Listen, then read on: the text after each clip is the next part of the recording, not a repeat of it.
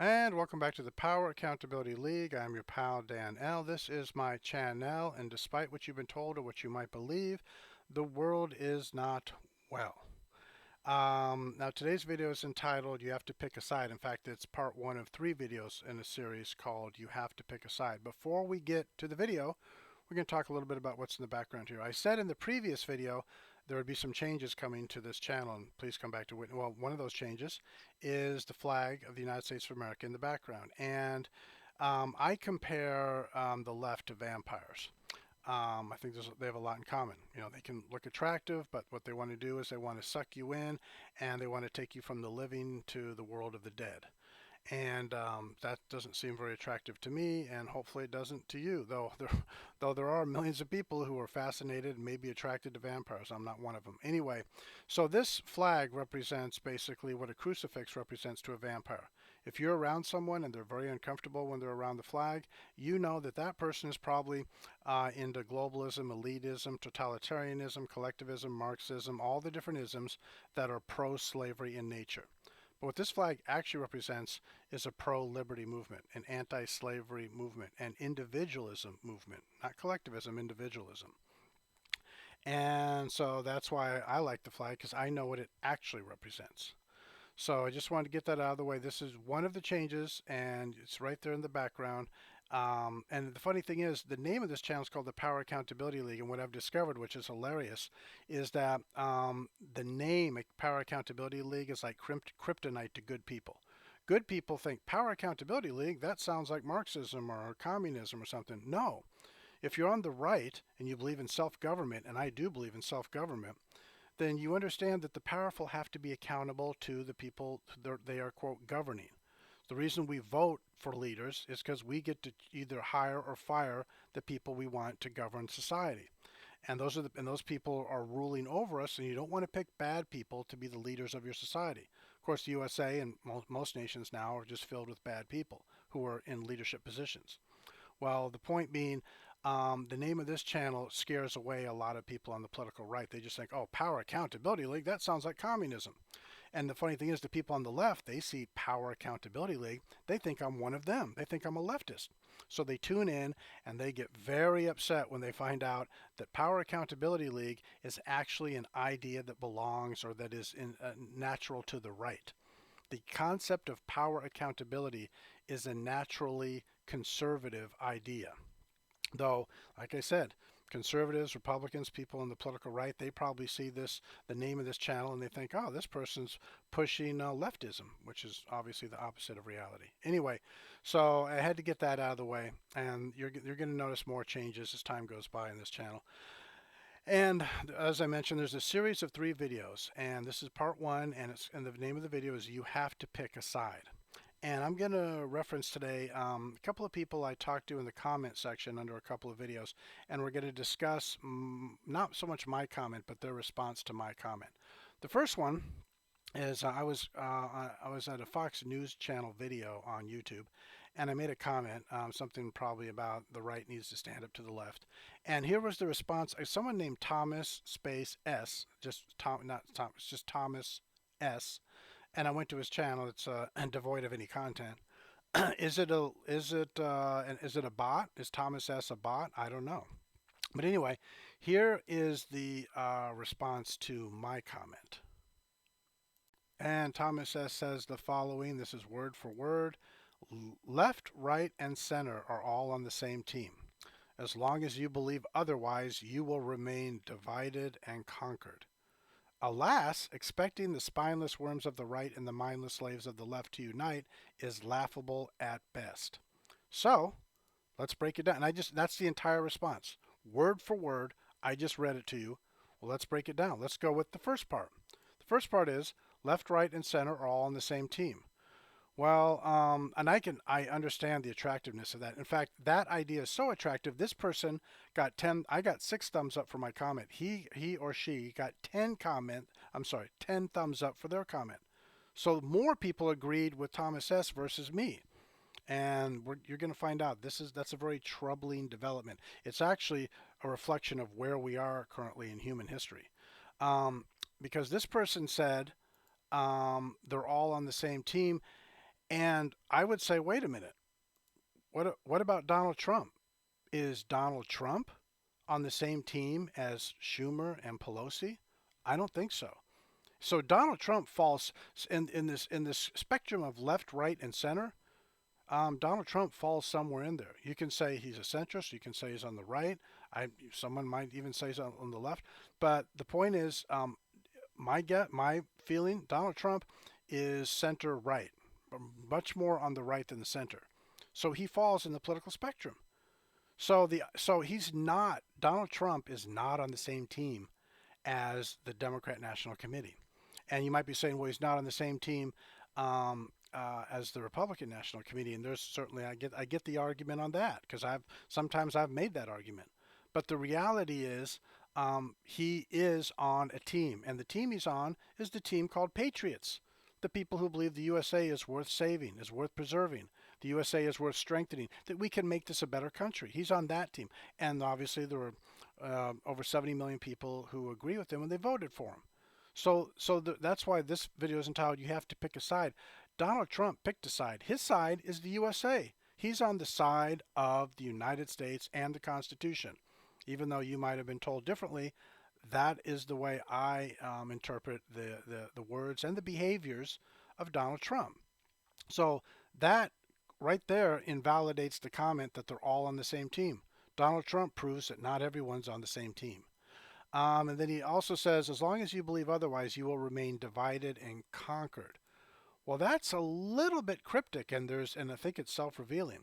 So as long as you believe otherwise, you will remain divided. What does he mean? He just said everyone's united on the same team. But then in the next sentence he says, and if you disagree with me, then you'll be you'll be conquered and you'll be divided. So that has religious overtones, in my opinion. Now, could the person be a hardcore leftist? I guess so. They could be a communist, but I don't know how that would fit into that paradigm. But the point is, in my opinion, it has religious overtones. This person probably believes left, right, and the center are all working for Satan. And if you would just come to whatever God this person believes in, then you would be on a different. You would be on the right team. You'd be on, not the political right. You'd be on the correct team.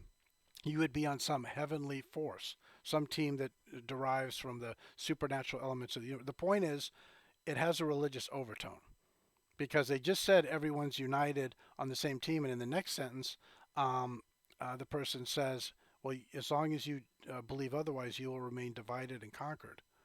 So either people are united or they're divided. So they've contradicted themselves. Now in the third sentence, it's more contradiction. The person says, alas, expecting the spineless worms of the right and the mindless slaves of the left to unite is laughable at best. Now this one's also appealing. Again, the right has become very spineless.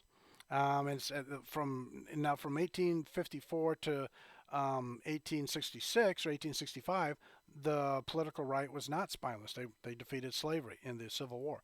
But the point is, I get why that is attractive to a lot of people because they don't see the right fighting back against the left. What's interesting is this person doesn't realize in their last sentence they're actually agreeing with me.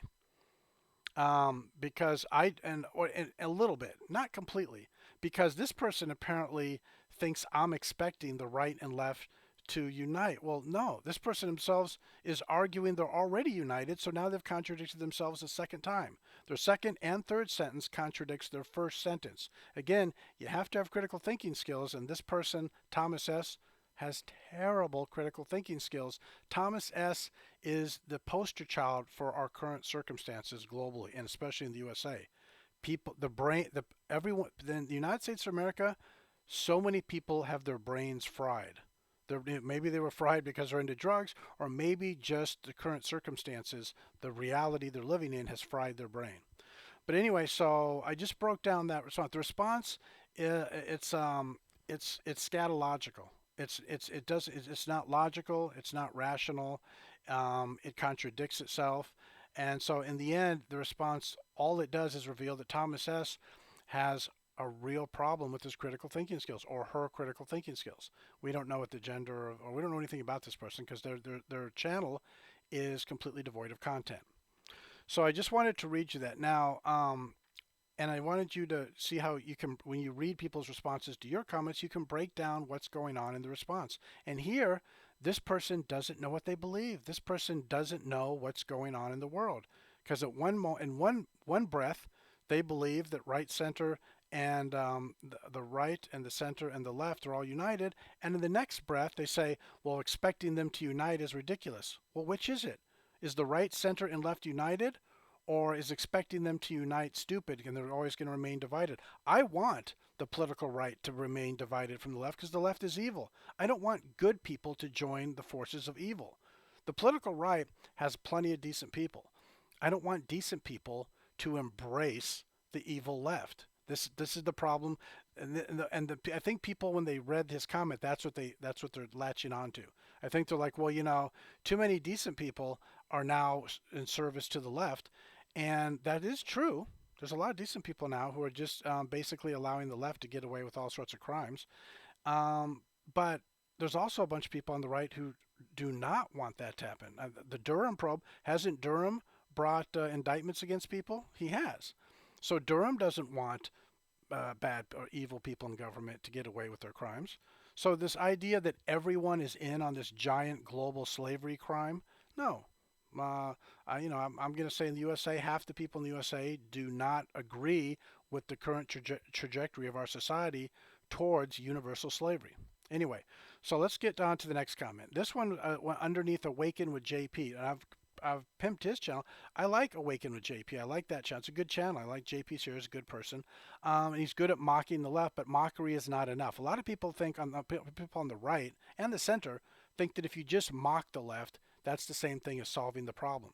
It may be step one, but that's all it is step one. It's not making fun of the left does not solve the problem of leftist totalitarianism. Anyway, so this is someone named Jan Coley, Jancoli, and their channel has no content either. I don't know if it's a bot, but this is what the response was. This is Jan's response to a comment I made. It will be okay, focus on the good. And I remember my comment was something along the lines of, it makes me very sad seeing how many people are just learning for the first time how broken society is. And then Jan Coley's response was, it will be okay, focus on the good. Again, this has religious overtones. Like, what do you mean it'll be okay? Is someone coming to the rescue? Because again, we're sliding deeper and deeper into the dark ages, which means slavery. Those two things are synonymous. Lots of dark ages had plenty of, serfs, in my opinion, are slaves. Indentured servants, that sounds like slavery to me. So we are sliding deeper into the dark ages, deeper into slavery. And Jan Coley says, it will be okay. Focus on the good. Well, no, that's this. So she's probably more of this man or woman is more of a centrist. They stick their head in the sand and they say, everything's going to be okay. Just focus on the good. I don't know what you're worried about. I don't know what you're complaining about. What are you so upset about? Things are going to turn out okay. Well, I'm sorry. I don't think there's a magical force coming to rescue everyone. I think whenever things have gotten better for the human race, it's because we humans made things better for ourselves. The creation of agriculture, that helps humanity feed humanity. So the invention of modern agriculture helps people feed other people. God, I don't think God came and invented agriculture. I think we did. I think the automobile. I think human beings invented the automobile. I don't think God invented the automobile. I don't think some supernatural force invented the airplane or invented, hydroelectric dams. I mean, these are just random examples. Or invented the cotton gin or invented the Constitution. These are things we invented. So when someone says it will be okay, focus on the good, they're just assuming everything's going to work out, but they don't tell you how. Well, the only way things work out is if good people rise up and force bad people or make sure bad people don't get control of a society. And right now, bad people have control of not just American society, but pretty much every society on earth, as far as I can tell. So, so that was that was a head in the sand centrist response of someone, again, with bad critical thinking skills, which is what Thomas S. has. Thomas S. and Jan Coley have something in common. They don't have good critical thinking skills, and that is the real pandemic, the real epidemic, bad critical thinking skills. Anyway, that's the end of this video. Come back for part 2, and thank you for stopping by.